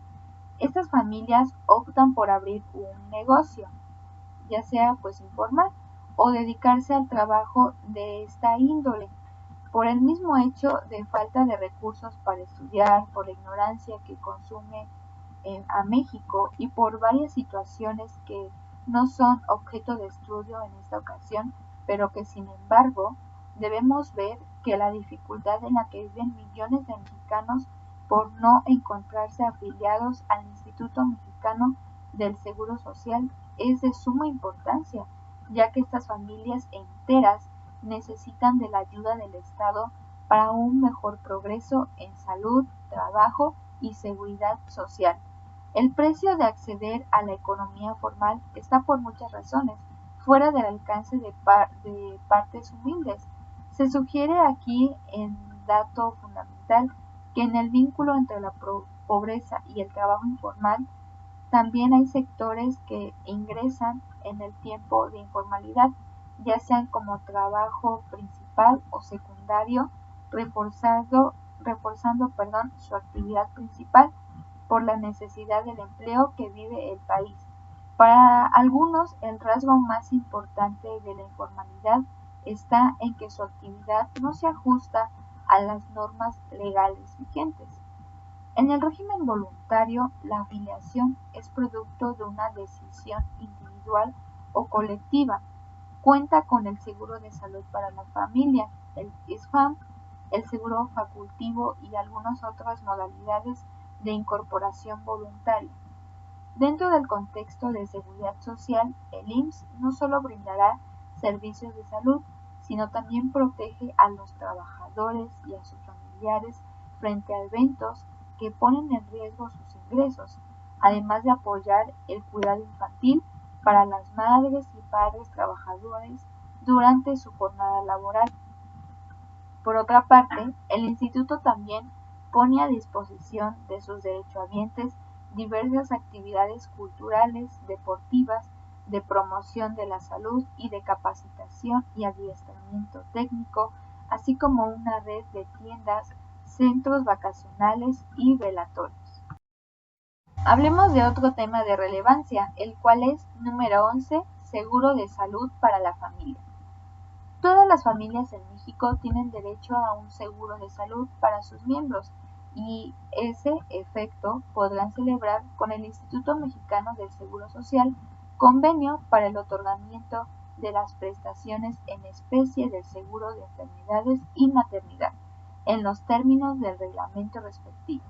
Esto de acuerdo a nuestra Ley del Seguro Social en su artículo 240.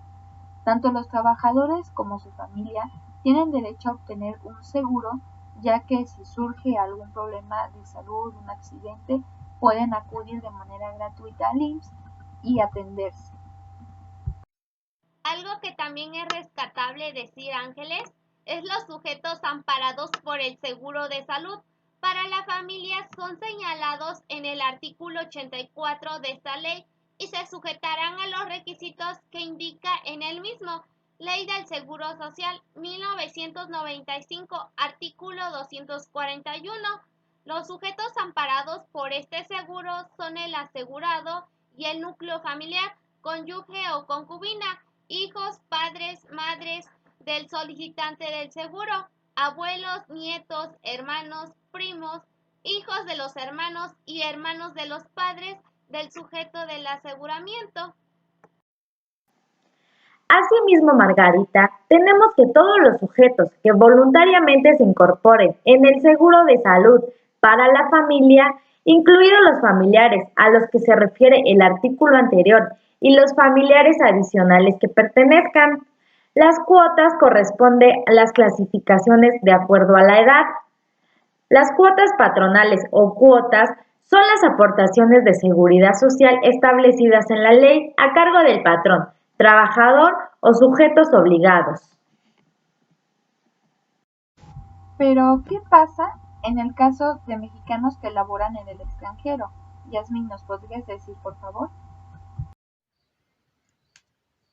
En este caso, de acuerdo al artículo 243 de la Ley del Seguro Social, se fundamenta lo siguiente. El instituto también podrá celebrar este tipo de convenios en forma individual o colectiva con trabajadores mexicanos que se encuentren laborando en el extranjero. Ley del Seguro Social 1995, artículo 243.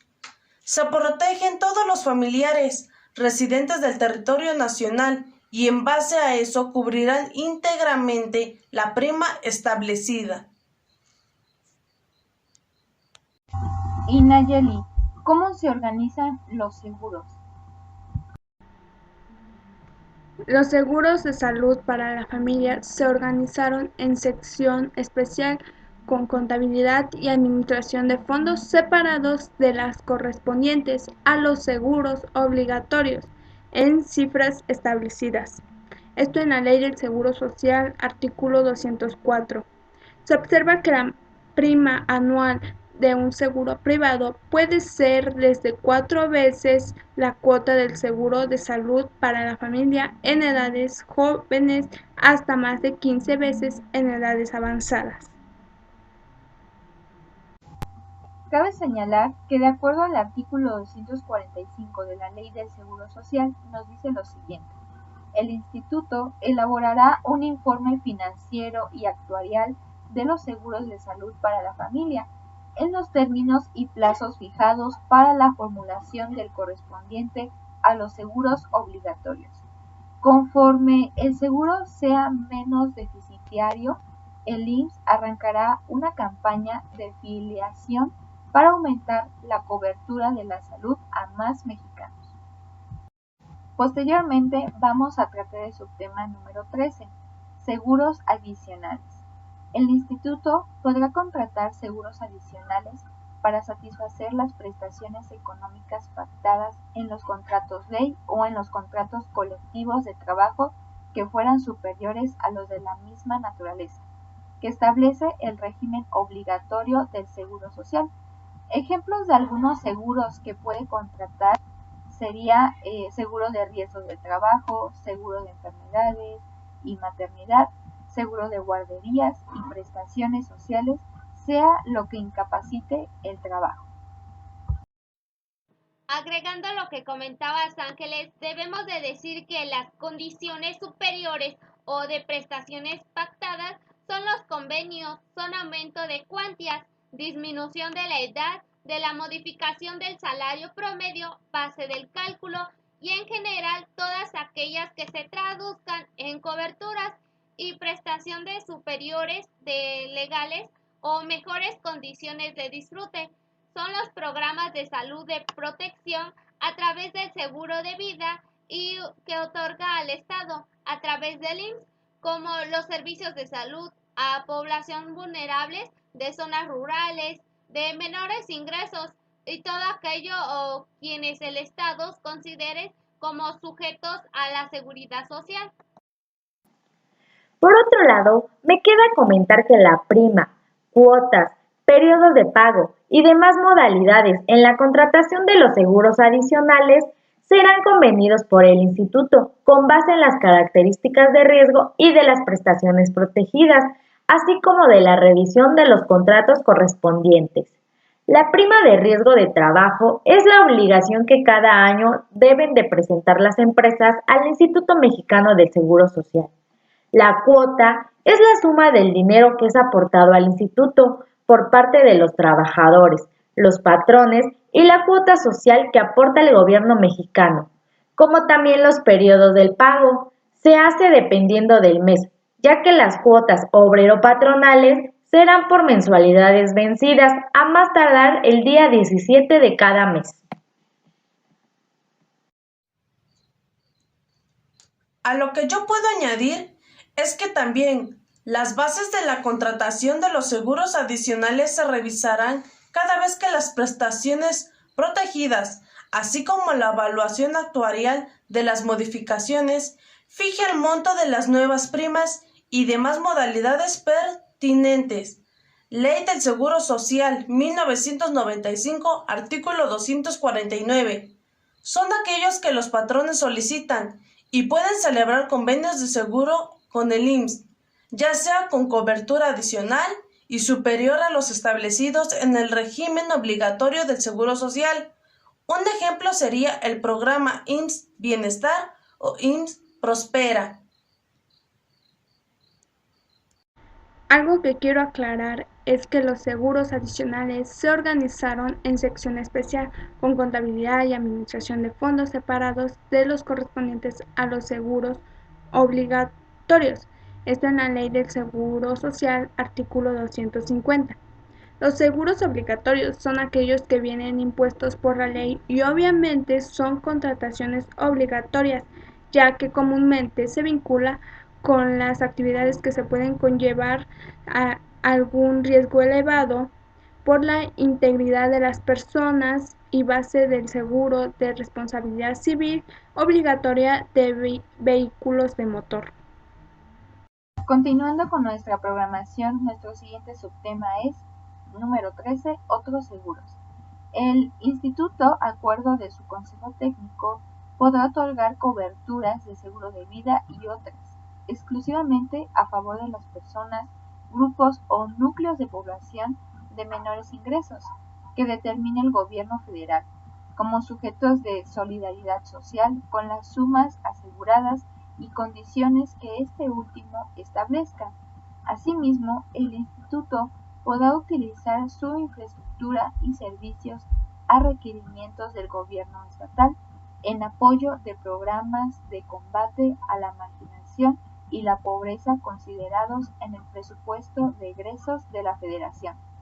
Para efectos de este artículo, el gobierno federal proveerá oportunamente al instituto los recursos financieros necesarios con cargo al programa y partida correspondiente para solventar los servicios que le encomienda.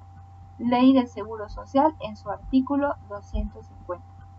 El seguro de riesgos profesionales cubre accidentes, enfermedades a las que las personas están expuestas en su trabajo. Seguro de invalidez y vida, cubre también los riesgos por muerte, las pensiones, seguros obligatorios de accidentes de tránsito y también cubre lo que son los eventos de origen en accidente de tránsito. No debemos de olvidar también, para los efectos del artículo anterior, el gobierno federal deberá otorgar al instituto los subsidios y transferencias que correspondan al importe de las primas relativas, tales seguro y otras coberturas. Ley del Seguro Social, 1995, artículo 250. El subsidio es un beneficio otorgado al cierto tipo de trabajadores por el gobierno federal a través de los patrones. Esto se otorga con la finalidad de que los trabajadores con el nivel de ingresos por salarios entre uno o dos salarios mínimos no se vean afectados como los posibles descuentos. Ahora nos corresponde hablar de un tema que considero que es de gran relevancia para todos los trabajadores, y me refiero al número 14, Generalidades de la Ley del Infonavit. Esta ley es de utilidad social y de observancia general de toda la República. Tenemos nuestra Ley del Infonavit, esto nos dice en el artículo 1. El objetivo principal de este instituto es otorgar crédito para que los trabajadores puedan adquirir su vivienda. Funciona con la participación tanto del gobierno como del sector empresarial y los trabajadores. Y como bien lo mencionaste, Ángeles, a manera de introducción, se crea un organismo de servicio social con personalidad jurídica y patrimonio propio, que se denomina Instituto del Fondo Nacional de la Vivienda para los trabajadores con domicilio de la Ciudad en México, Ley del Infonavit, 1972, artículo 2. El Infonavit es una institución tripartita en México que cuenta con la participación del sector de los trabajadores, el sector empresarial y el gobierno. Su función principal es de proporcionar a los trabajadores créditos hipotecarios y no hipotecarios relacionados con la vivienda, así como obtener el rendimiento de los ahorros y de la pensión de jubilación del Fondo Nacional de Pensiones. Pero dinos, Alicia, ¿dicha institución qué pretende? El instituto tiene por objeto 1. Administrar los recursos del Fondo Nacional de la Vivienda. 2. Establecer un sistema de financiamiento para que los trabajadores puedan obtener un crédito. ¿Para qué? Para la adquisición de una propiedad o una vivienda, para realizar la modificación, construcción o la reparación de esta habitación. Y 3. Coordinar y financiar programas de construcción de habitaciones para que puedan ser adquiridas por sus trabajadores. El objetivo de la institución es dar cumplimiento al derecho de la vivienda de los trabajadores, reuniendo un fondo nacional. Las aportaciones patronales son del 5% del salario de cada uno de los trabajadores y así poderles dar la oportunidad de obtener un crédito de vivienda o el derecho a que sus ahorros les sean devueltos. Esto es cada 2 meses. ¿Y qué es lo que cuidará este organismo, Yasmín? El instituto cuidará que sus actividades se realicen dentro de una política integrada de vivienda y desarrollo urbano. Para ello podrá coordinarse con otros organismos públicos. Ley del Infonavit, 1972, artículo 4. El instituto se encarga de que todo el proceso se lleve a cabo conforme lo marca la ley, donde participan varias instituciones públicas. Nayeli, pero ¿nos podrías decir cómo se conforma el patrimonio de esta institución? Sí, claro, mira, el patrimonio del instituto se integra por las aportaciones en numerarios, servicios y subsidios que proporciona el gobierno federal, también con las cantidades y comisiones que obtenga por los servicios que preste, los cuales se determinará en los términos de los reglamentos respectivos, con los montos que obtengan de las actualizaciones, recargos, sanciones y multas, también con los bienes y derechos que adquiera por cualquier título y también con los rendimientos que obtenga de las inversiones de los recursos a que se refiere este artículo. Las aportaciones de los patrones a las cuentas de vivienda son patrimonio de los trabajadores. Esto en la Ley del Infonavit 1972, artículo 5. El patrimonio de las instituciones se obtiene de las comisiones que cobran de los servicios que prestan conforme a los términos de los reglamentos que a cada servicio le corresponde, también de los recargos, sanciones y multas que se obtengan dentro de esta. Antes de dar por concluida esta emisión, sí me encantaría escuchar los diversos puntos de vista de cada una de nuestras invitadas de acuerdo a los temas abordados el día de hoy. Empezando contigo, Margarita, ¿qué nos tienes el día de hoy? Las comisiones de seguridad e higiene en su funcionamiento ante el INS permiten localizar y evaluar los riesgos establecidos, medidas para prevenir los riesgos de accidentes de trabajo. La seguridad en el trabajo es la responsabilidad compartida tanto de las autoridades como de los empleadores y trabajadores como se presenta un accidente en la empresa. La supervisión debe de hacerse de acuerdo a las necesidades de forma periódica, diaria, semanal o por lo menos mensual. Es importante la seguridad. Si los patrones no cumplen con sus obligaciones, se darán acreedores a sanciones o multas de acuerdo a lo establecido en el reglamento para la imposición de multas por infracción a las disposiciones ley del Seguro Social y su reglamento. Las sanciones van entre 20 y 350 salarios mínimos, dependiendo de la obligación patronal ante el IMSS que esté incumpliendo, es decir, deberá de pagar entre 2.465 y 43.125 pesos. Te agradezco, Margarita, sin duda fue un placer escucharte. Ahora, Yasmín, ¿cuál es tu conclusión? ¿Qué nos puedes decir, por favor? El Instituto Mexicano del Seguro Social, IMSS, es una institución de gobierno federal, la cual es dedicada a brindar servicios de salud y seguridad social a la gente que siempre y cuando cuente con la afiliación al propio instituto, llamada derechohabiente, y las personas que están afiliados al seguro obtienen un número de afiliación, que también debemos recatar las leyes del Seguro Social, las cuales nos da como finalidades la asistencia médica, protección de las personas, el bienestar individual o colectivo, también el otorgamiento de una pensión, cumpliendo sus requisitos legales y que sea legalizada por el Estado, al igual que financia con contribuciones provenientes de los patrones, el Estado y los propios trabajadores, los cuales los 5 tipos de seguro, enfermedades, maternidad, riesgo de trabajo, invalidez y vida, así todos son beneficiarios en general. Muchas gracias, Yasmín. Ahora es el turno de nuestra querida Alicia. Adelante, te escuchamos.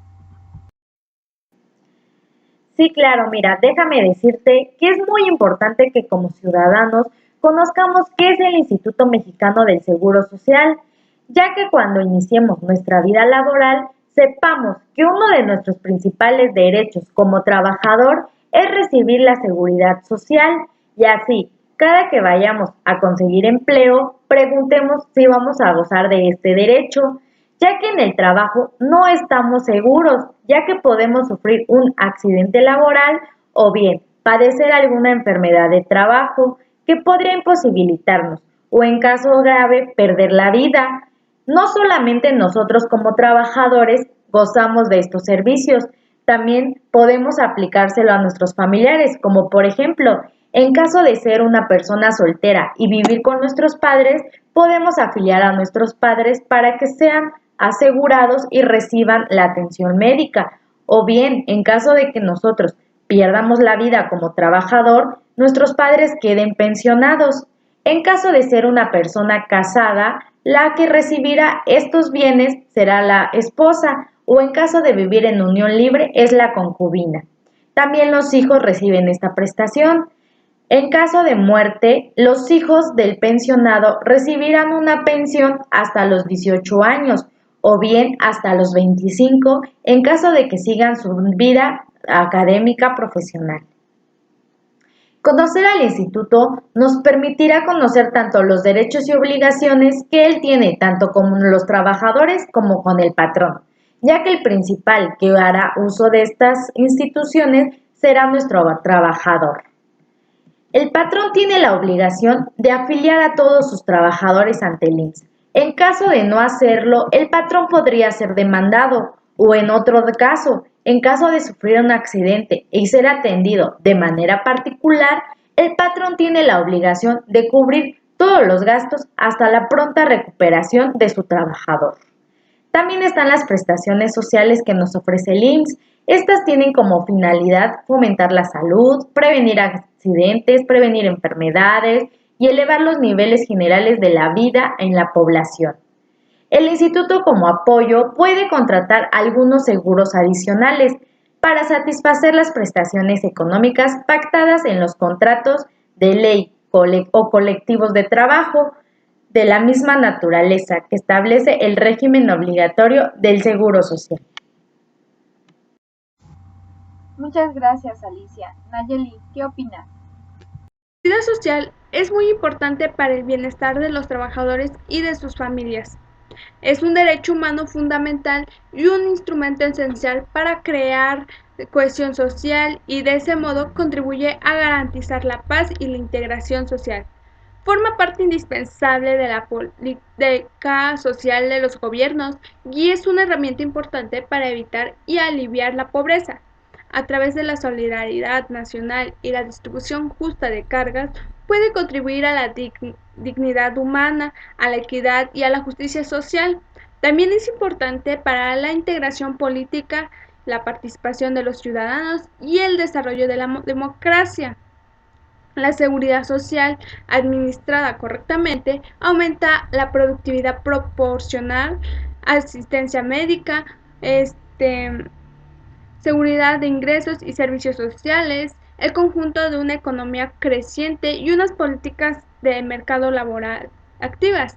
Es un instrumento para el desarrollo socioeconómico sostenible, facilita los cambios estructurales y tecnológicos que requiere una fuerza laboral adaptable y móvil. Cabe señalar que la seguridad social, aunque representa un costo para las empresas, también es una inversión en las personas o un apoyo a la misma ante la mundialización y las políticas del ajuste estructural. La seguridad social es necesaria más que nunca. No existe un modo idóneo único de seguridad social. También crece y evoluciona con el tiempo. Existen regímenes en asistencia social, regímenes universales, regímenes de seguro social y sistemas públicos y privados. Cada sociedad debe elegir cuál es la mejor forma de garantizar la seguridad de ingresos y el acceso de asistencia médica. Esta elección refleja sus valores sociales y culturales, su historia, sus instituciones y su nivel de desarrollo económico. La función primordial del Estado es facilitar, promover y extender la cobertura de la seguridad social. Todos los sistemas deberían ajustarse a ciertos principios básicos, en especial la de las prestaciones que deberían ser seguras y no discriminativas. Los regímenes deberían administrarse de una forma sana y transparente con o sin costos administrativos tan bajos que sean factibles y una fuerte participación de los interlocutores sociales. La confianza pública de los sistemas de seguridad social es un factor clave para su éxito. Para que exista esa confianza es esencial una buena gobernanza. Dada la ocasión, ya que lo ameritan, sí me gustaría compartir con ustedes estos datos curiosos que, de acuerdo con cifras del INEGI, en México, de cada 10 personas en posibilidad de trabajar, 6 lo hacen de manera informal, o sea, sin prestaciones de ley, sin seguridad social, incluida la vivienda. Y por otra parte, la falta de seguridad social a quien más perjudica es a quien la carece, obviamente.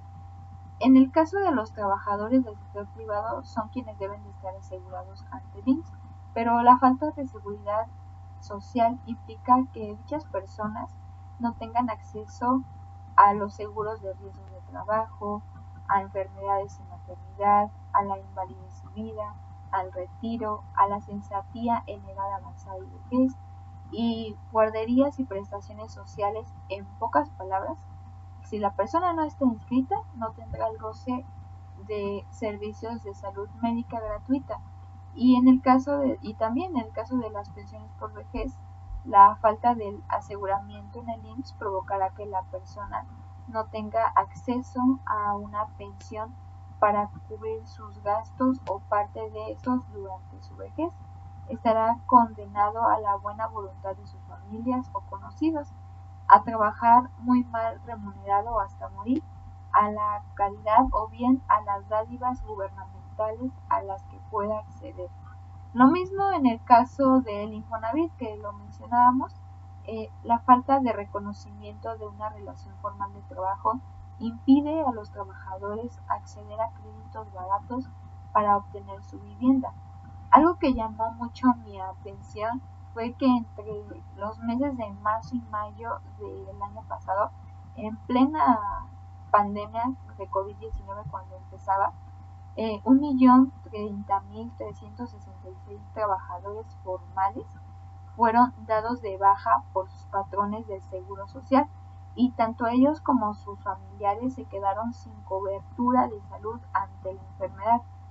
La cifra disponible en bases de datos abiertas del IMSS no necesariamente corresponde a pérdida de fuentes de empleo, pues algunos patrones, a fin de aminorar sus pérdidas durante la emergencia sanitaria, sencillamente optaron por tramitar la baja de sus trabajadores y dejaron de pagar los seguros a los mismos, y pues algo que aún así sus trabajadores siguiendo laborando, y en verdad que yo considero que es un gran dilema, porque pues sí, en plena pandemia hubo o todavía existe mucha crisis económica, y pues sí, al patrón como tal no le convenía seguir pagando los seguros, porque al no ver ingresos, de dónde iba a seguir pagando, de dónde iba a obtener el recurso para seguir pagando, ya que muchos negocios fueron cerrados, muchos negocios se vinieron a la quiebra, ya no volvieron a abrir sus puertas, y pues de dónde iban a obtener los recursos para pagarlo, ¿no? Pero del lado de los trabajadores se les perjudicó mucho, porque pues quedaron a la merced de la enfermedad, y ahora sí que ellos se tenían que curar como diera lugar, ellos tenían que buscar la forma, porque pues ya se quedaron sin el seguro y corrían riesgo tanto ellos como sus familias. Y pues la verdad, ahorita en pandemia eh, los gastos médicos son muy elevados. Muchos conocidos nos dicen, ¿no?, que las pruebas, que los medicamentos son muy caros, que esto y el otro, porque es precisamente donde abusan, ¿no?, en ese tiempo de pandemia. Y pues sí, son muchísimos gastos, y pues estas personas se vieron muy perjudicadas por el hecho de que les quitaron su seguro. Imagínense, sí es un gran dilema, porque no sabes qué hacer, si ver el lado del trabajador o tú como patrón. Sí es una situación muy difícil, una decisión que se tenía que tomar, pero sí me impresionó muchísimo esta nota que leí la vez pasada. Es así como de esta manera damos por terminada esta sexta y última edición. Sí, amigos, ya fue nuestro último programa. Estoy un poco nostálgica por ello, pero por otro lado me llena de satisfacción el hecho de haber brindado información de interés a todos ustedes y haber ampliado sus conocimientos. No sin antes también agradecerles a nuestras invitadas que estuvieron con nosotras durante estos 6 programas, que siempre mostraron la disposición, siempre hicieron lo posible para que ustedes estén bien informados en torno al derecho laboral, que tenemos la certeza que será de gran utilidad para todos ustedes. Y pues no se olviden de dejarnos su manita arriba, y no habiendo más que decir, adiós.